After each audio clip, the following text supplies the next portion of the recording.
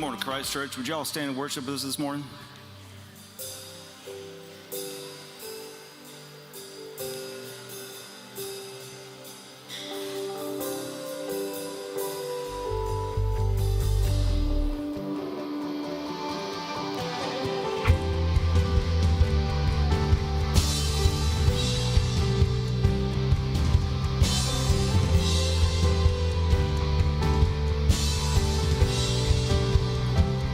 I call you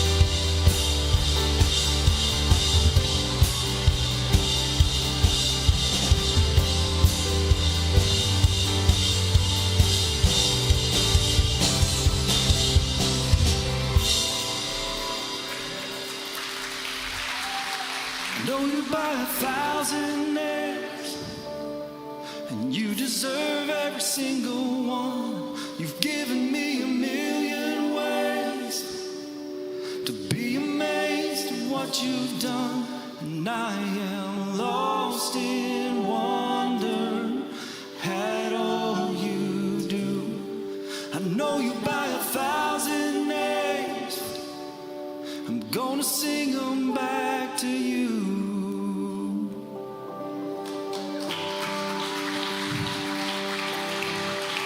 Is he not worthy? Man, we're here in a room gathered, and this is not just a room with four walls. This is a room filled with the praise of the glory of God. So I pray that you would join us this morning as we continue to sing to Jesus. And would you turn to someone and just say hello, say hi. Hope you had a good 4th of July. Hope you didn't lose any fingers.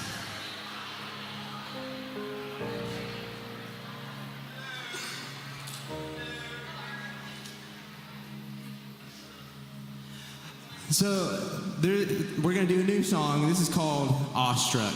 And awestruck is a word that I hope that we can latch on to today to really view God in this way, that when we hear about him and we hear about the things he has done, that we can be in that mode of awestruck, frozen in the vision and beauty of God. So would you join us in that?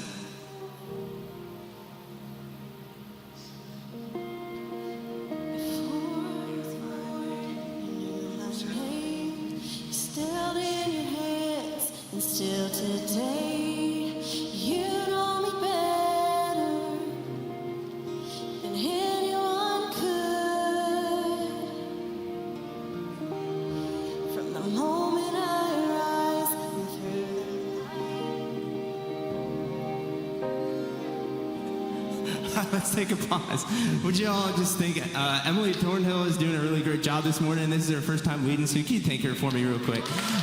Yeah, we're just really excited to bring on new people onto our team, and one of these days we're going to do a worship plug, but it's going to be right now because we need people to serve the Lord. So would you continue to just thank our team and what they're doing? There's so many people in the back and in the front, and we're just so thankful for how they're serving the Lord. So you can just give them another hand one more time. They're just taking so much time out of their days to come and serve the Lord. So we're going to play this song again.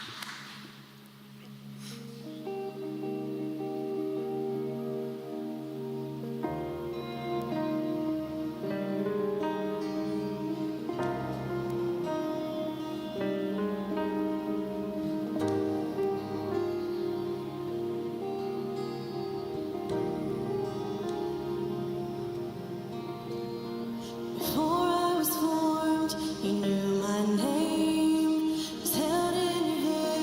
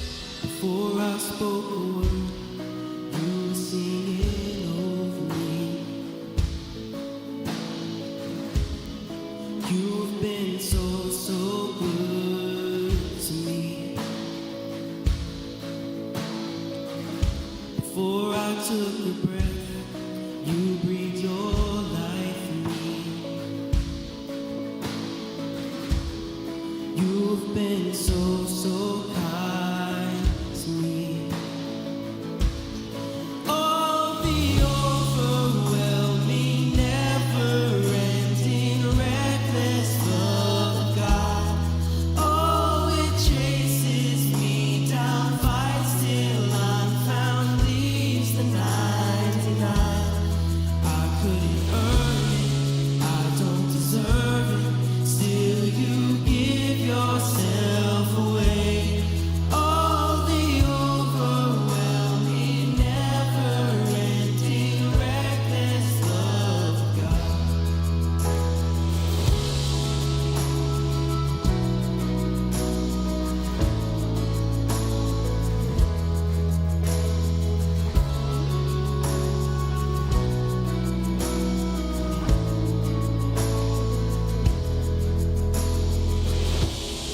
Now it's your fault, still your love is far from me.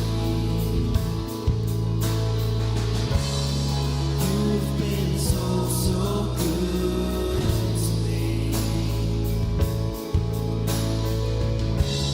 When I felt no worth, you paid it all for me.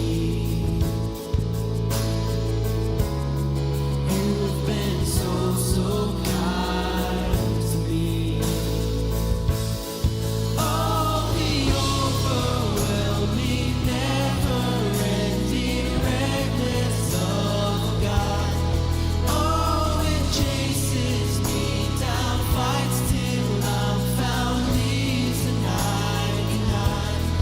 I couldn't earn it, I don't deserve it. Still, you give yourself away. Oh, the overwhelming, never-ending, reckless love of God.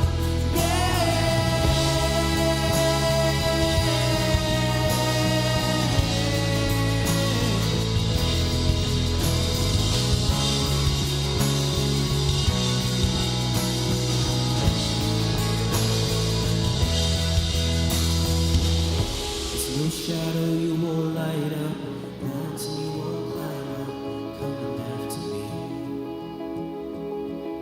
There's no wall you won't kick down, lie you won't tear down, coming after me.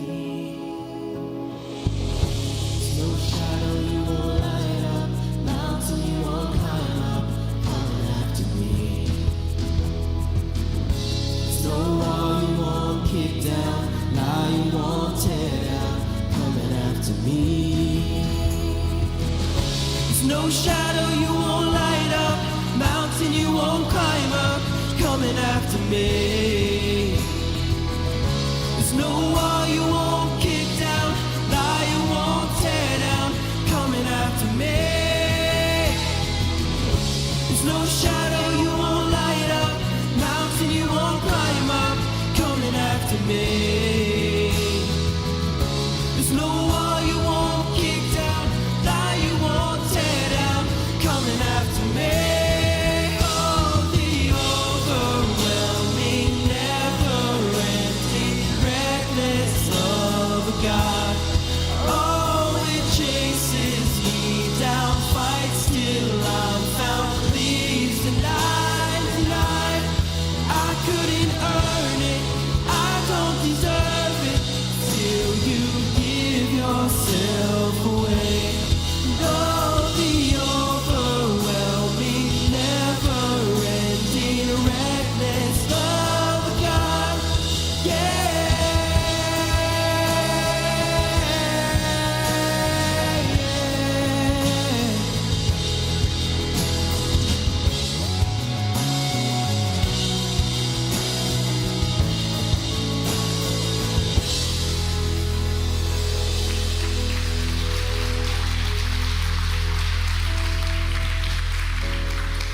So glad you guys are here today. Welcome to Christ Church. My name is Allison. You can have a seat. I'm one of the pastors on staff here, and I want to say welcome to you, whether it's your first time or you've been coming for a long time or you're joining us online. We're so glad to have you a part of our community today. If today is your first time, though, we want to say an extra special welcome to you. We would love the opportunity to get to know you, to welcome you to our church, to connect with you. There's a really simple step you can take. It's here on the program that you were handed when you came through the door today. Just scan the QR code that says it's your first time. Fill out that online connection card. Let us know that it is your first time, and like I said, we'd love the opportunity to follow up with you. If you're here and you're ready to get connected, and you're like, man, I want to find out more about this church, we have a really easy next step for you as well. We do it every Sunday after every service. It's called 10 After, and in less than 10 minutes after the service, if you'll just meet us in Connection Point, which is down the hall to the right, we'll tell you everything you need to know about becoming part of our church in less than 10 minutes. So it's super simple. We'll return you to your kids. It's really easy. Come and join us for that. And then if you're here and you're like, you know what, this is my church, like this is it. I need to find out more. I need to find out how to be like committed and all in. This is it. We're offering our partnership class today, which is a simple next step to just be committed to going, you know what, I want to partner on mission with that church. Like I get what they're about. I get what they're doing. This is my church. Then we would invite you to stick around during the 10:30 service. Partnership over in Connection Point. John's teaching today over there, and so it's going to be great. Come be a part of that. And we, like I said, we're just really glad that you're here, whether you're in the room or you're online. We're so glad to have you. This last week, we did something really cool as a church. So we have a foster care ministry called Hope 1312. And if you have not been around for a long time, this is incredible. We launched it last year, where we're really partnering with our local Department of Family and Children's Services to come alongside families in need and say, we as a church are committed to not allowing any kid to enter into foster care because of an unmet physical need. So that means like they don't have a bed, or maybe they have a bug problem in their house, like reasons that you can be turned into defects that don't have to do with abuse or neglect. So unmet physical needs. And we've come alongside and we have met, because of your generosity, we've met every single need that has come in through that system. It's been incredible. So obviously we're a church about next steps, and so the foster care ministry is the same, where we are pushing that thing forward. And last week we became officially a foster-friendly church, which you're like, wait, haven't we always been foster-friendly? And yes, I would say we have been, but this is an official designation that we get, where we are committed to training up our guest services people, we're committed to training up our children's volunteers, our student volunteers, all of our pastoral staff to receive foster families when they come into our church. And so you're like, well, what does that mean? Well, when you have a foster kid in your home, and I had one, so I adopted my daughter out of the foster care system, there's a ton of rules. Like they can't have their picture taken. They're obviously gonna have a different last name. You can't ask them questions about their parents. Like there's all these little rules that you have to follow. And so we're committing as a church to go, foster families are welcome here. No matter what the backstory is, no matter what trauma they've been through, no matter what they're walking in our door with, we're ready to receive them and we're prepared for it. And so we got that official designation last week. We're really excited about it to continue to push that ministry forward. And it's because of your generosity. And it's because the people of our church have gotten on board with this and said, you know what, we are gonna make sure that we come alongside kids in our community and make sure that we don't break up families over an unmet physical need. And it's been incredible to watch. So we're super excited about that. And then today I have the pleasure of praying for another church. And so I'm wearing their shirt today, River of Life Baptist Church. They're our neighbors down the street. You'll find them on Kings Bay Road. And I used to actually live in the neighborhood across the street from them, and I can attest to the fact that they are super committed to outreach. They're really committed to reaching our community and reaching people for Jesus. And I always got invitations to like harvest things and Halloween things and Easter things and VBSs, and they were always on my door. And I'm like, look, I have a great church, but this is really cool too. And so today we want to pray for them. Their pastor's name is Don, Pastor Don. All over their shirt, all over their website, all over their stuff. I love their tagline, and it's just here to serve.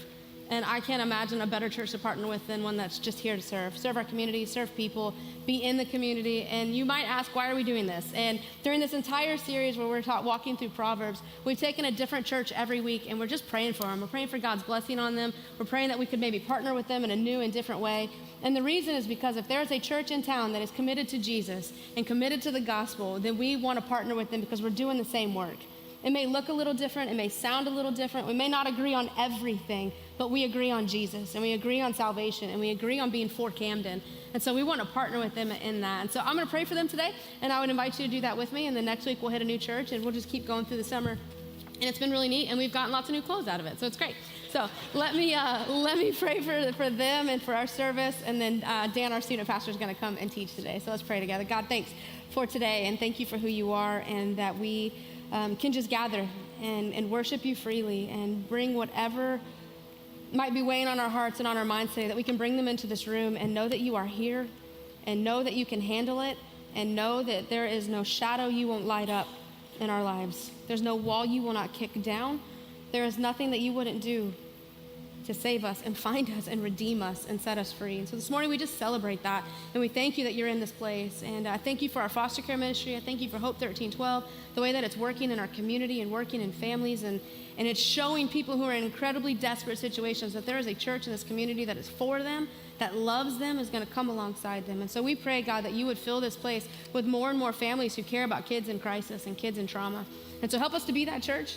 Continue just to expand our generosity in that way so that we can reach more and more people to know you and love you, and for people to know first that we're for them. And so, God, help us to be that place. And then today we just pray for River of Life, God. We pray, Lord, for Pastor Don and his staff and his family. I pray for their church, for their outreach events that they have going on. And we just pray that you would expand their influence in our community.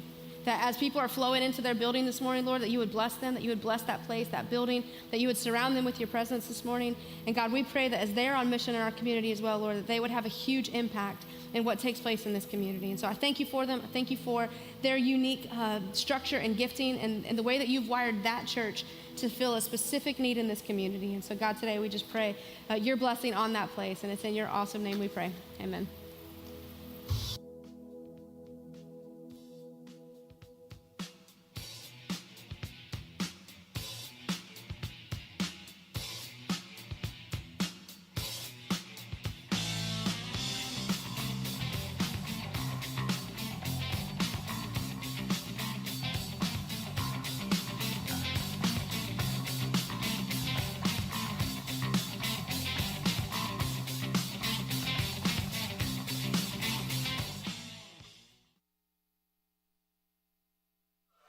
All right, we're getting there. It's early. I understand. Hey, my name is Dan. I am one of our pastors on staff here. I get to be our student pastor, and I love that so much. And because of that, I want to take 1 second before we do anything else, and I'm going to plug what I want to plug because I'm on stage and you have to listen to me.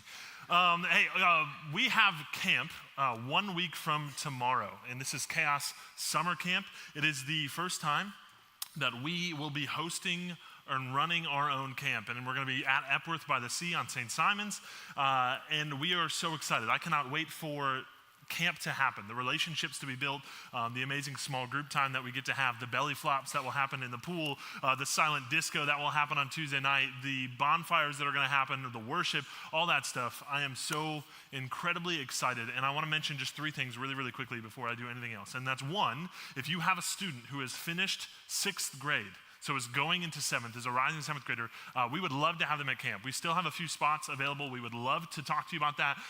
In my mind, there is no reason that your student shouldn't go unless you literally physically are not here. You're like, we're in Hawaii. Okay, that's cool. I get it. Hawaii, Epworth by the Sea, But anyway, there is no reason. So we would love to talk to you about that. You can just go straight out to that design banner in the lobby. Someone will be there. I will make it there. We will talk to you about that. The second thing, if you are registered, you have a student, you're a parent, you're like, done, I signed them up in March. Amazing. We love you. There is a meeting tomorrow night for parents in Connection Point at 6:30 p.m. We will talk through all the details of camp, the packing list, the rules, the maps, all the forums, everything like that will be tomorrow night at 6:30 p.m. in Connection Point over there. And then the last thing is, if you are sitting there going, hey, this sounds great, but literally being on an island with a bunch of middle schooler and high schoolers for a week of camp is my literal nightmare, that's okay. God doesn't gift us all the same, but I want to ask something of you, and don't worry, you don't have to go there. Would you just pray? Camp is an incredible week. We see life change happen at camp. We see eyes open to the gospel. We see students. I have people who are in ministry who I talk to, my friends who can say, man, I can look back at this year at camp where everything was different afterwards. And so that's what we're really praying for, and that's what we really want to happen. And so much goes into our week of camp, but none of it matters unless God does something really, really cool. So would you just pray this week leading up to it, as we have so much prep, and then the week of, that God would just do something really, really cool. So, okay, that's it. That's my plug. To Proverbs we go. We are on a summer-long journey for wisdom. So we've been reading and now rereading in the month of July the book of Proverbs together, and we have simply defined wisdom as this: knowing how to live skillfully in God's world. And we have repeatedly seen that there are 2 paths. We've been saying this every single week, that there is a wise path and there is a foolish path. And the writer Solomon does us a favor by showing us the destinations of both paths. He says, hey, this is where each one is leading you. And this is what life will look like on the foolish path, not ideal, and this is what life will look like on the path of wisdom, which is where you want to be. So we have been looking at different themes throughout this book and talking about the paths that are presented for both. So far, we've looked at words, we've looked at relationships or friendships, we've looked at money, and we've seen, man, there is a clear path laid out in this book of Proverbs for both things. And today we're going to look at another theme from the book of Proverbs, one that comes up quite a few times. And this morning we want to talk about work. I want to talk about work, and then I also want to talk about the opposite, which is rest, because Solomon definitely has some words about work. And in true Solomon fashion, they are scattered all throughout the book of Proverbs. He's not like, hey, chapter 4, that one's about work. No. Like Proverbs 14:23, he says, all work, hard work, brings a profit, but mere talk leads only to poverty. Proverbs 10:4, a slack hand causes poverty, but the hand of the diligent makes rich. Proverbs 12:11, those who work their land will have abundant food, but those who chase fantasies have no sense. Proverbs 12:24, diligent hands will rule, but laziness ends in forced labor. There are lots and lots of Proverbs in verses about work, and mostly it's about working hard and then the dangers of being a lazy bum is pretty much what he talks about, which is a conversation I think a lot of dads have with their young sons, okay? With their teenage/20-year-old sons. Here's one I really want to look at. Proverbs 6, starts in verse 6. He says, go to the ant, you slacker. Nice, gentle words for his son. Observe its ways and become wise. Without leader, administrator, or ruler, it prepares its provisions in summer. It gathers its food during harvest. How long will you stay in bed, you slacker? When will you get up from your sleep, a little slumber, a little folding of the arms to rest, and your poverty will come like a robber, your need like a bandit. I love the way the Message version puts it. It says, you lazy fool. A little rougher there. Look at the ant. Watch it closely. Let it teach you a thing or two. And then he keeps going and calls him a fool a few more times, says something about a dirt poor life. Anyway, Solomon right here lays out two very clear paths. So let's talk about work. And I think it's important we also talk about the opposite of work, which is rest.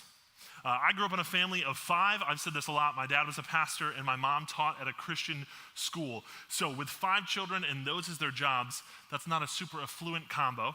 So the 5 of us kids got jobs pretty early in life. It's how we paid for things like camp, our sports teams, our vacations, stuff like that. We had little envelopes in my parents' room. Every month we would dilly it out. The first job though we all shared, and that's this. We had a few paper routes. And I don't mean like we had like 10 houses that were on our street and we would wake up and like chuck the paper in the bushes and leave. I'm talking we had like hundreds of homes that we would drive all around our town to deliver papers to, and we would have to do so at like 4 in the morning. My dad would get up every single day and drive us to the neighborhoods and help us deliver them. We siblings, we would do like a rotation of who did it. I would take Monday, my brother would take Tuesday, my sister Wednesday, I'm back on Thursday. We would try to organize. And then since Sundays, I don't know if you remember getting a paper when you were young, before everyone just read the news on Twitter. You would get this big bulletin of like tons of coupons and stuff. So on Sunday, we would all do the papers together before church. And again, this is in upstate New York. And we wouldn't just do it in the summer. So this is like peak January. I'm putting on like I'd wake up at 4 a.m., I'd put on like 4 layers of sweatpants and then 1 pair of jeans, and they were disgusting because ink from papers rubbed off on the jeans. So like my thighs were like pretty much black from the jeans. It was gross. And then we would go out in the freezing cold and you'd be wearing so many layers and it'd be snowing, and then you're just basically like waddling through neighborhoods at 4 a.m. throwing papers at porches. Not my ideal scenario. I'm not a morning guy.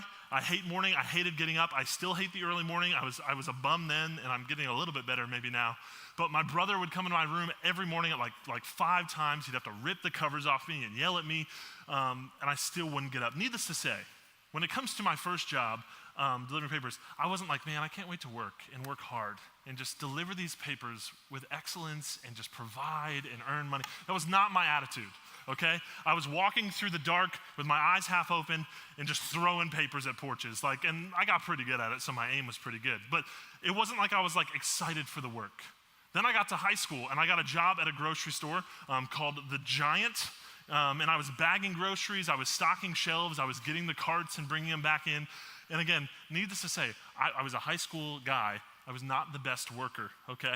I wasn't the worst by any means, like I wasn't robbing the register or anything like that, but I was getting caught texting in the parking lot, like, because we did have texting. I may be 31, but I had a chocolate. I don't know if you remember, like my phone would slide.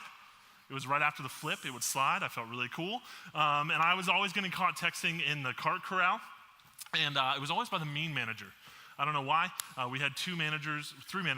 One's name was Wally, everybody loved him. One's name was Bob, he was super nice. The other's name was Bob, and he was super mean. And I was always getting caught by the really mean guy, Bob. Don't get me wrong, I loved getting my paychecks. I loved that part of work, but I wouldn't say, again, I was like, man, I cannot wait to go to the grocery store and just clear out the carts and just bag people's groceries. I'm so excited to work and do this well. Not my attitude. But again, work is a huge part of our lives. I'm not sure what your first job was. Maybe it's something similar to mine at a grocery store or something. But most of us, no matter how long ago that first job was, we are still working today. Maybe not the same job. Maybe you are. Hey, keep rocking it. You know what I'm saying? But work is a huge part of our lives. Unless you like inherited a bunch of money and you're just living off the money, you got to work in some way, shape, or form. Even if you're retired, you might be like, hey, I worked a long time. I'm retired. Let's be real. You aren't done working yet. Okay? My mom retired last year from teaching for like 30 years.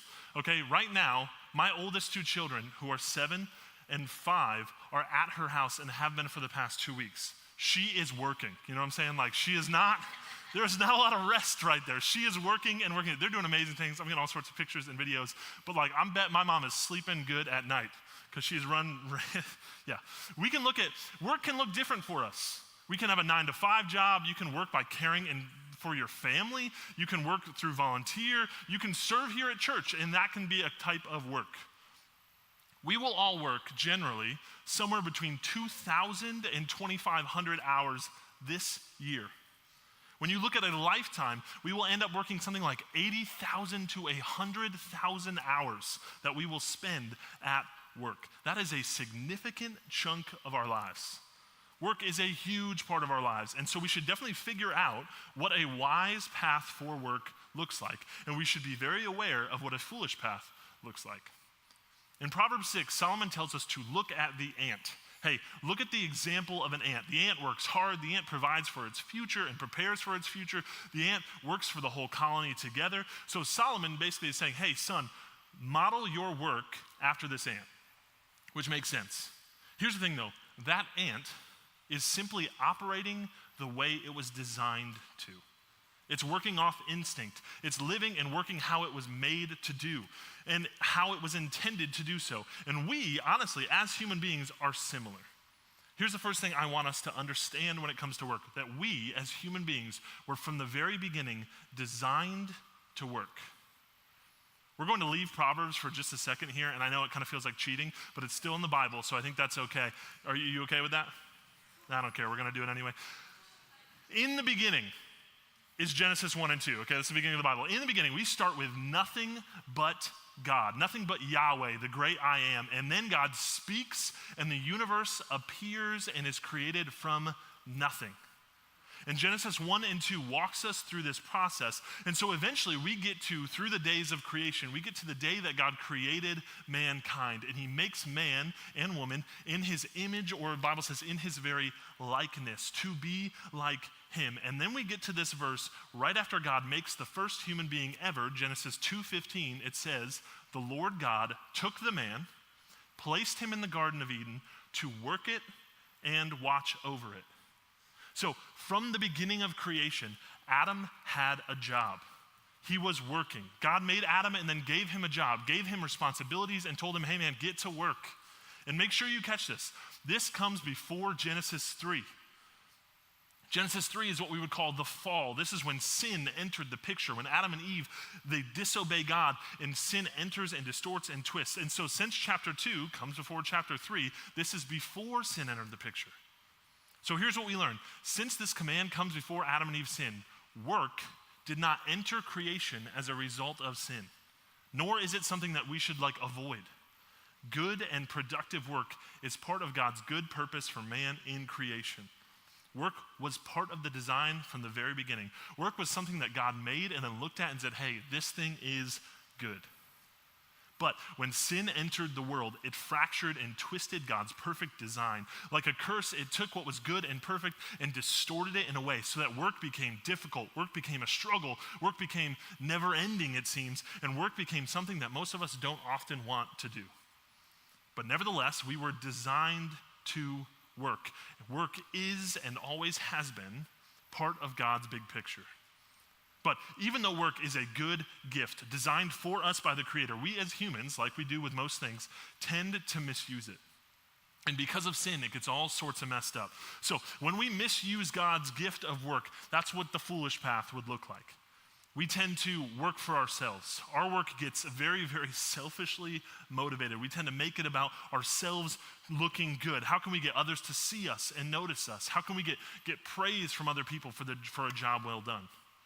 We tend to make sure our work revolves around making enough money so that we are comfortable, so that I can buy what I want when I want, so that I can arrive at a certain social status, so that I can buy those luxury things so that other people will see me and think more highly of me.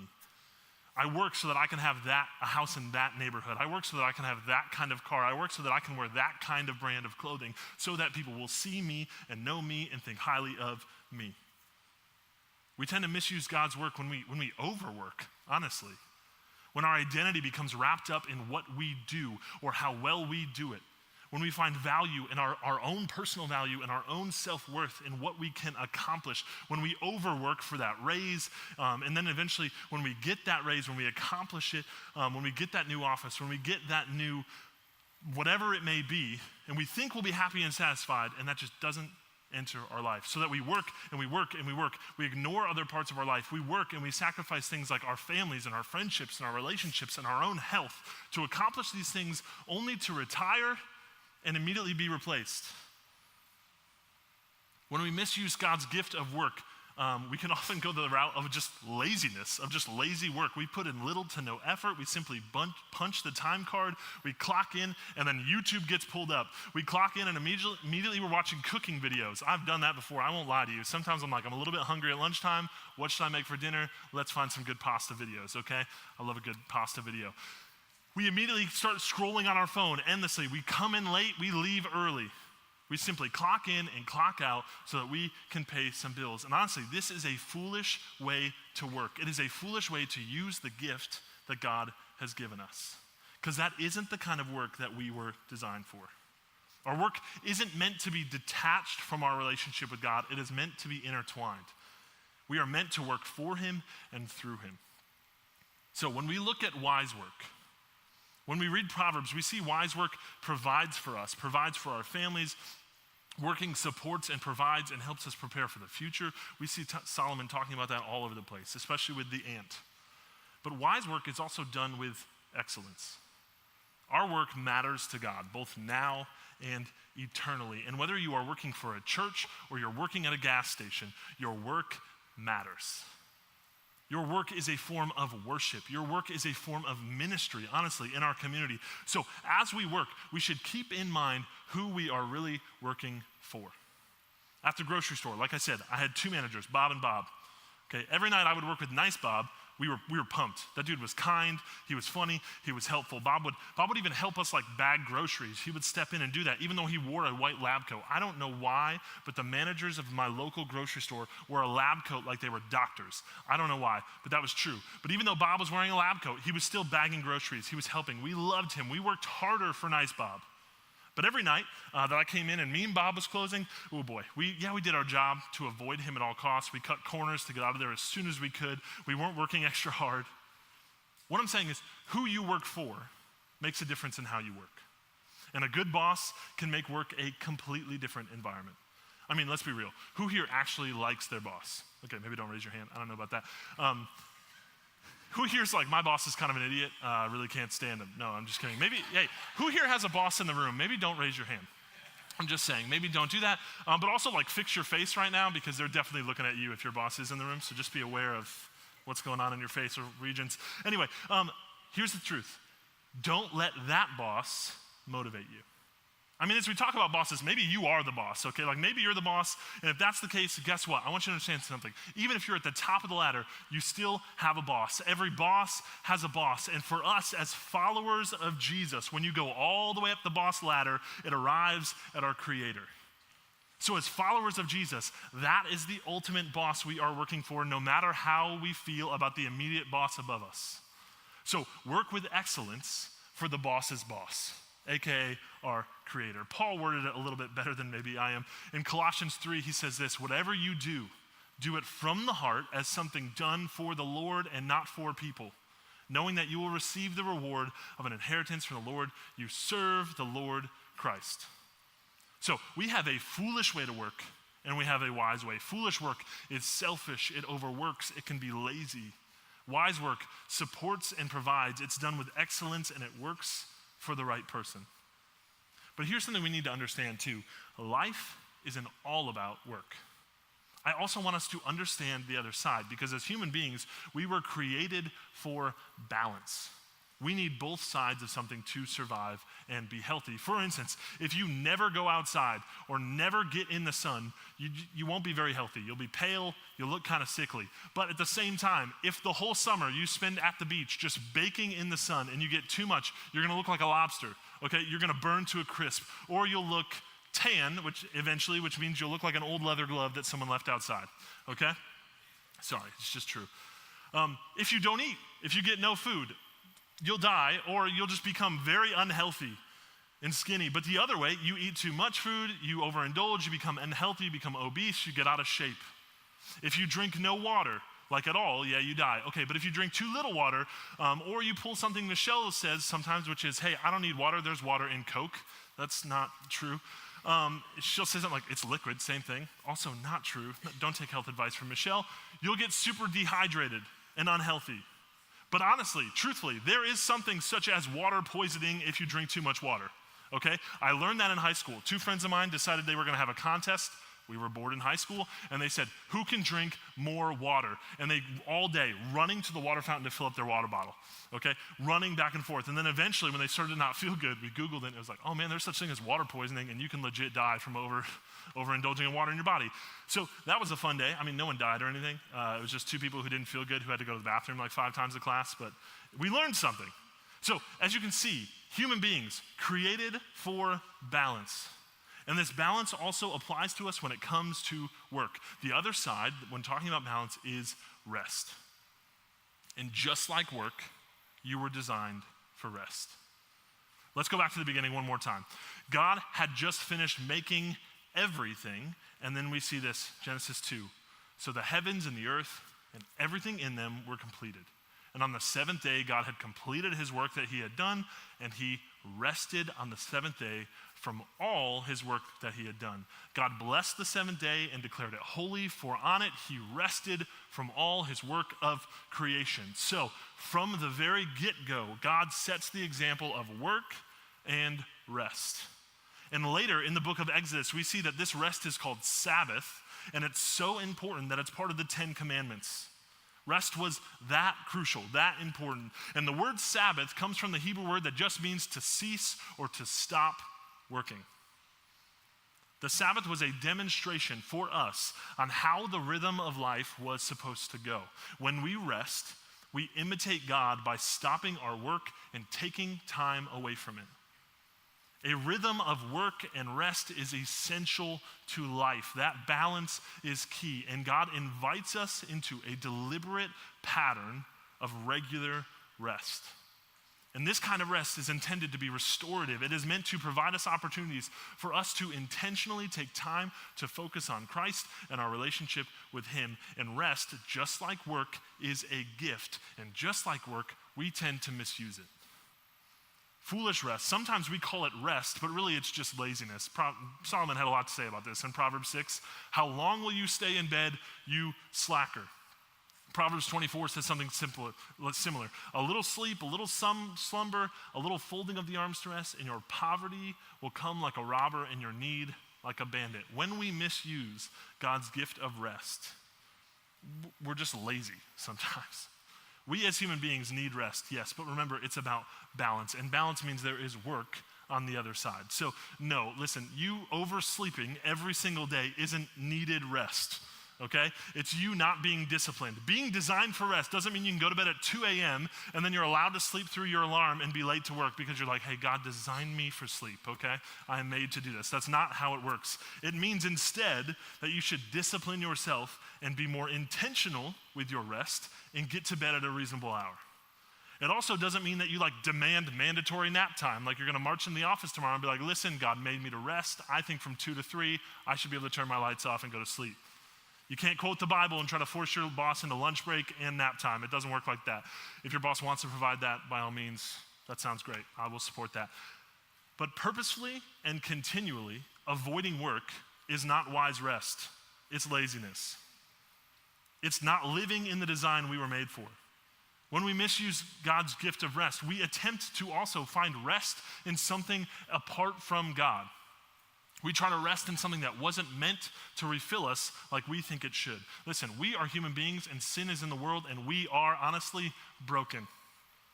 Sin has twisted and distorted everything we know and we are, and so often something out there looks like it seems like exactly what we need, but man, let me tell you, it is not. We think we can find rest in that drink or that new relationship or that Netflix show or that food or that party or that whatever it may be for you, fill in the blank. But what happens is we run to it, we get it, we hope to feel rested and peaceful and restored, and instead at the end of it, we feel more empty, more tired, more burnt out than we did in the beginning.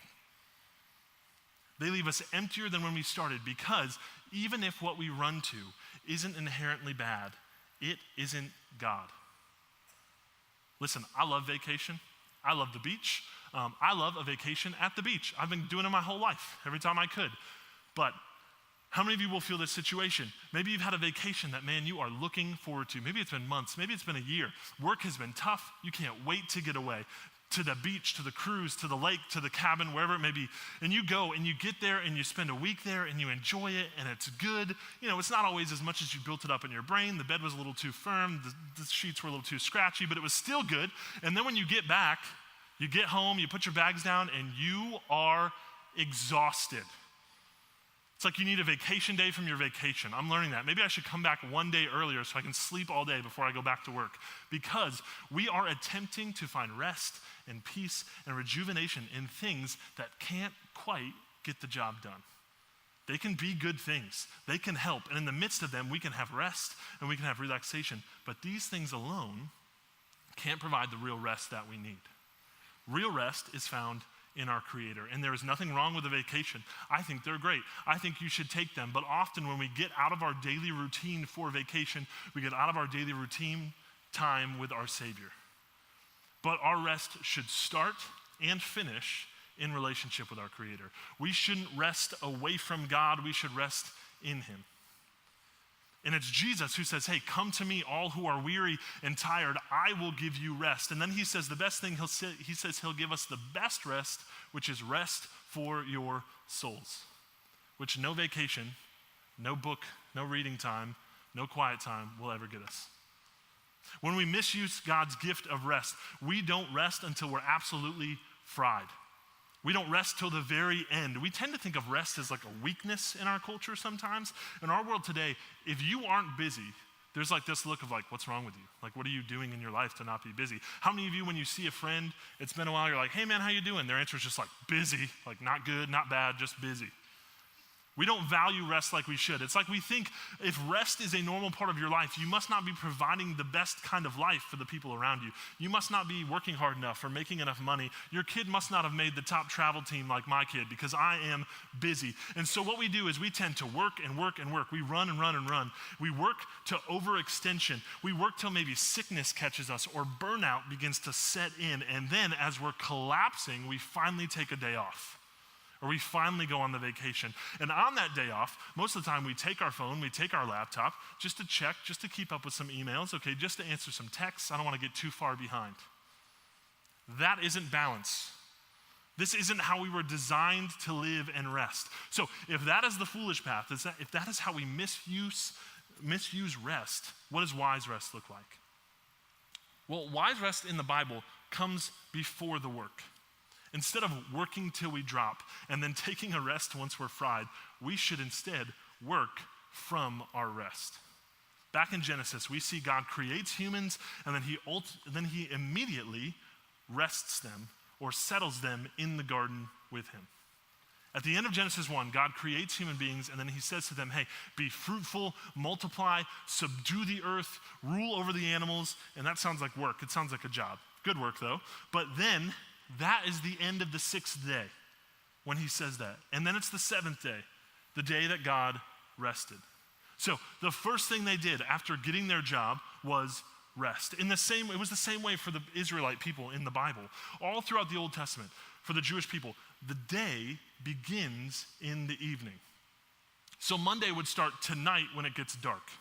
So for the Jewish people, when the day began, they were going home to eat and to sleep and to rest.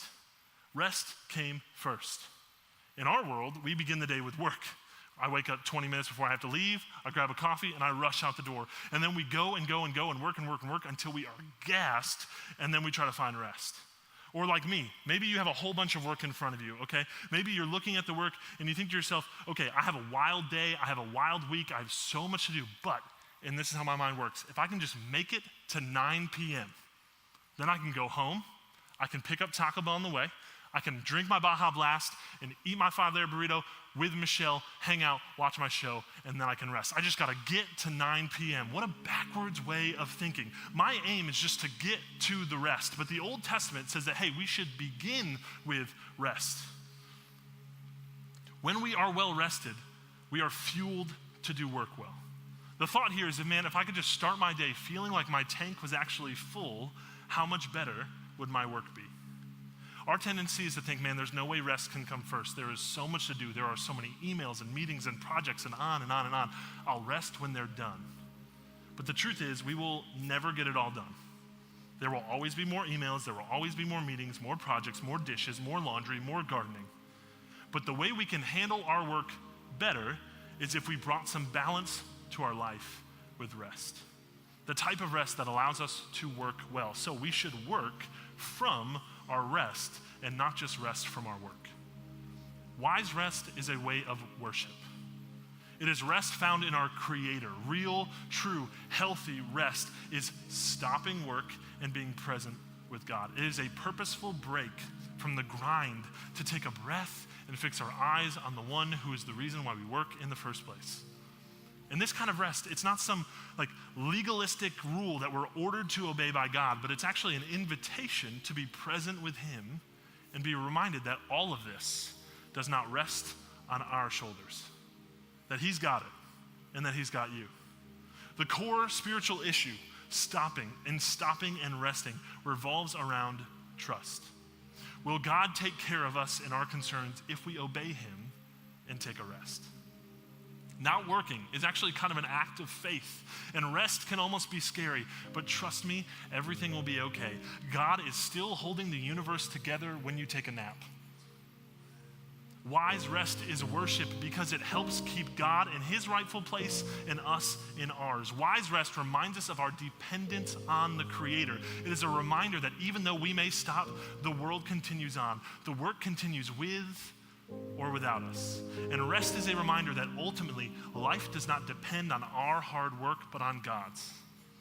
It depends on His provision and His grace. Listen, I can work and work and work in my ministry with our students. I can put countless hours in. I can neglect every other part of my life. I can do it, but if God is not present and working, it is useless. And on the counter, I could completely mess it up. I could drop the ball. I could miss the mark. And guess what? God could choose to move and bring about incredible things despite me. It doesn't ultimately rise and fall on me. And what a restful thing that is to think. Rest is a reminder that it is ultimately all His anyway. And He will choose to do what He wants to do because He is God and I am not. And no amount of overtime is going to change His mind. So accept the invitation. Take a break. Rest in His presence, because rest done in our relationship with God is healthy. It is good for us. It fills us. It rejuvenates us. It breathes life into us. We are not made to run nonstop. We are not machines made for work. We are human beings, and we will break down. We will burn out. And when we get out of balance of life and work and rest, that in that imbalance is an unhealthiness that then bleeds into other areas of our life.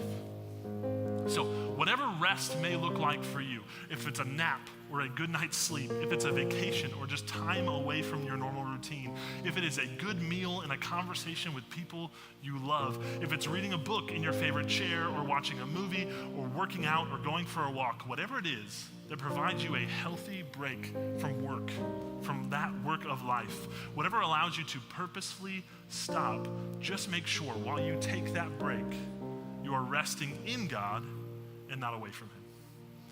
When we stop and rest, we respect our humanity, the very image of God that is in us. We are following the design of our Creator. Because we are not nonstop beings, we need rest. But we also have to remember, we do not serve rest. Rest isn't our purpose. Rest isn't our motivation. Rest instead serves us. Rest allows us to work the way we were designed to work. Listen, God worked, we are meant to work. God rested, we are meant to rest. And when we walk the wise path of work and rest, they feed off each other. When we take the time to purposely rest and we rest the way we are designed, then we are well rested, we can work well. And when we work well the way that we were designed to work, we can then rest well. And the cycle goes on, and work and rest begin to work in tandem in the balance of life the way that we were designed to do. And it feels funny talking about work and rest and our walk with Jesus, but here's the truth we talk about all the time. As a follower of Jesus, as a part of Christ Church Camden and the global church together, we are on a mission. We have a mission and a purpose. To lead disconnected, unfulfilled people to find a full life in Jesus. And our goal in our community is to be in the community and point people to Jesus. And we don't just do that on Sunday morning or Wednesday night. It happens every day at the office. It happens Monday through Friday at our schools. It happens every day in our homes. It happens on weeknights in gyms and on fields. And if we become a group of people who walk these kinds of paths with our work and with our rest, I believe that it will not only lead us to the kind of life that we want and desire that God has for us, but I also think it will bring light to a dark community and impact the people around us. People will notice, people will see something in us, and then we, through our work and through our rest, get to point them to the one who changes everything, to the one who leads to a full life. So as we work this week, as we rest this week, let's be purposeful, let's think it through, and let's do it the way that we were designed to do it. Let's pray. God, we love you. Thank you so much for being a God who wisely made us and designed us, who has a purpose for us, who has great things for us, who has made us to work and operate a certain way. And I pray that, Lord, the more we read your word, the more we study your character, and the more we understand ourselves as human beings, that we can walk in the design that you have for us, that we can live the way you meant us to live. And Lord, I pray that we can be a people who rest purposefully and well, and then who get to work from that rest in a way that brings you honor and glory and ultimately points the people around us to you.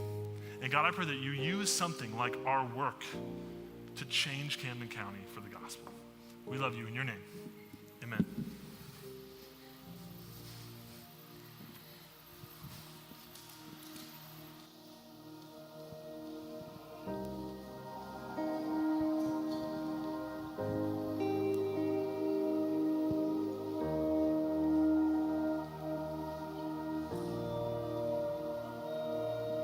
Speak to me.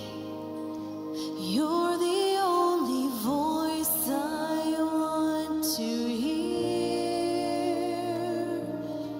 Walk with me. Show me who you are as I draw near.